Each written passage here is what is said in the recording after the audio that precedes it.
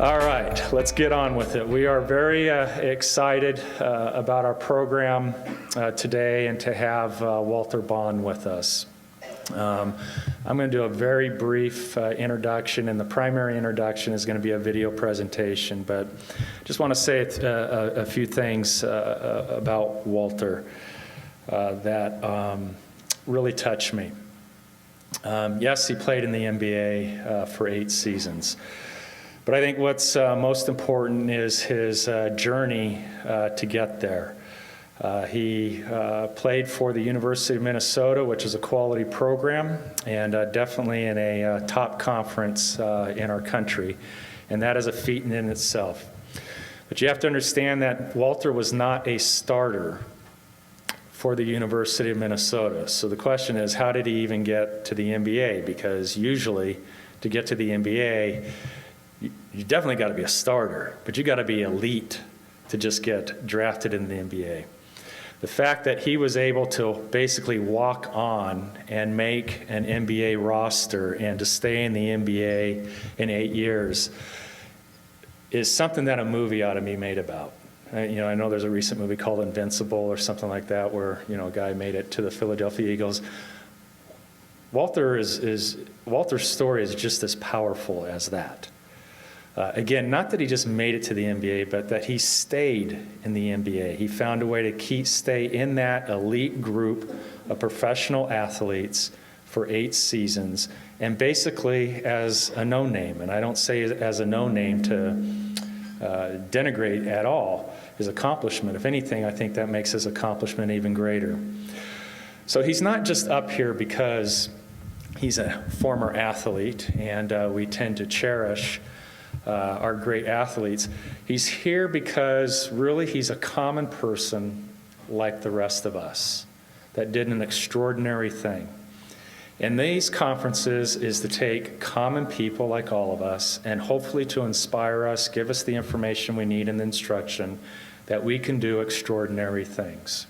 One of the best stories, I think, or best points he made last night with our people is we had a little Q&A open up, and someone asked who his favorite player in the NBA today, and he said Steph Curry.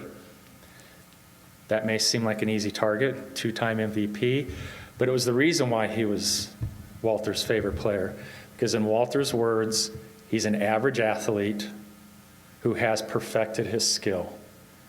And even if you see yourself as average, we all have the opportunity and the individual responsibility to perfect our skills. And if we do that, we can dominate. So today, we're pleased to have Walter Bond with us to help us think better, execute better, and ultimately dominate. And before we bring him up here on the stage, we're going to have a video presentation to introduce Walter, and he will take the stage. Really, my purpose today is to introduce a very neat person. It's your keynote speaker.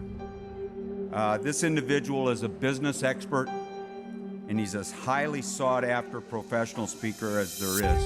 And he's the founder of the Bond Group. So today I want to talk to you. How about that?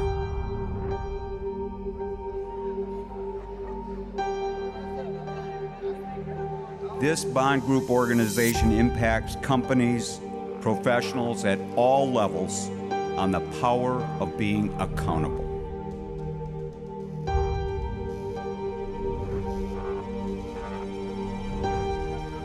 And this individual also, before founding this training and development company by the name of Walter Bond, played professional basketball for NBA teams such as the Utah Jazz, Detroit Pistons, and the Dallas Mavericks. Now, let me set this up before I get into my program. We're going to have a lot of fun today. I made it to the NBA because I was fundamentally sound. No other reason. Walter delivers more than 100 life-changing keynotes and seminars each year. Every single day, I drilled the fundamentals. So when I left sports and got into business, I didn't focus on making money. Walter has received numerous awards such as the Best Motivational Speaker, Top 5 in Motivation. People want to have success, people want to make a lot of money, but they want it to be easy without any challenge. He's also featured in an upcoming Oprah Winfrey Network special. tell you what, Jonas, transitioning out of sports is tough for anybody.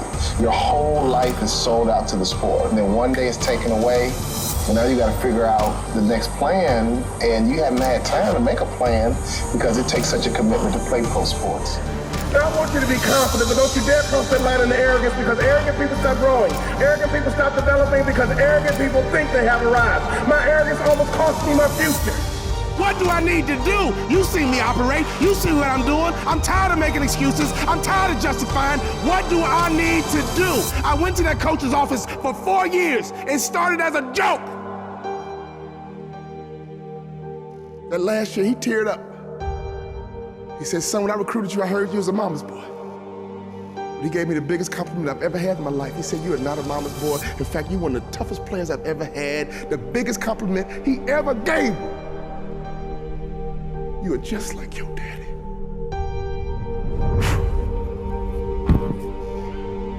What do I need to do? Ladies and gentlemen, please welcome to the stage award-winning speaker and business coach, Mr. Walter Bond. All right. Good morning. How's everybody doing this morning? Come on now, I need some attitude. How's everybody doing this morning? All right, come on, give it back to me. Look to your neighbor and say, neighbor, making money is easy. What's funny? Making money is easy. In fact, when I'm done with you today, you will agree with me that making money is easy. Making money is a mentality. Now, for some of you guys looking at me like, you know what, Bruce, I like your other speakers, but I don't know if you got it right this time. I mean, you got an athlete. I get he can play ball, but come on, man. I'm a businessman. In 3 years, I doubled my NBA income in the marketplace. Making money is easy. Now, I'm a city kid from Chicago. My mentality is totally different. The way I approach business is very unique, so I want you to pay attention. Don't you dare doze off and anticipate what I'm going to say next, because you have no clue what I'm going to say next, because I don't. When I left sports and got into business, I kept it very simple. And here's my first introduction to business. This might sound different for you, but when I think about business and making money, it reminds me when I was in high school. My buddies and I would go to the mall to pick up girls at the mall. We would stay there all day. That was our Saturday activity. And when the day ended, we would compare how many phone numbers we got. Some days I would win. Some days I would lose. Some days I would have 6 phone numbers. Some days I would have none. But what I learned about being at the mall, we called it rapping to chicks. And when the women didn't respond the right way, we had to change our rap. Now, when I think about business, what you do every day is speak to the marketplace with your daily activity, with your habits and rituals, how you market, how you brand. What you do as a business leader, you speak to the marketplace, and the marketplace speaks back. So if you don't like your revenue, you need to change your rap. Does that make sense to anybody? And some people want to make excuses and blame the economy, and nobody says, you know what, we struggle in business because we suck. See, I'm a former professional athlete, and I love fans. Fans are very encouraging. Fans come to the ball game, drink their beer, eat the popcorn, have their hot dog, and they say very encouraging things to the athletes. They say things like this: you suck! Box out, get a rebound, suck it up, get tough, you suck. So now I'm a motivational speaker. I do 100 programs around the world every single year. I've become a thought leader. And so every time I go and speak, someone grabs me in the hallway and they say, well, what's your message, Mr. Motivational Speaker? What's your message, Mr. Motivational Speaker? I run a small company. I got a mid-sized company. What's your message? Here's my message. Suck it up. Get tough. Suck it up and get tough. To be successful in business, we must have mental toughness, and today we're going to talk about mental toughness. To be successful in business, you must be a great leader because your company is going to be a reflection of you. If you want your company to grow, you must grow first. And here's the funny thing about leadership, and I just realized this because I'm always thinking, how in the world can you be an effective leader if you don't understand teamwork?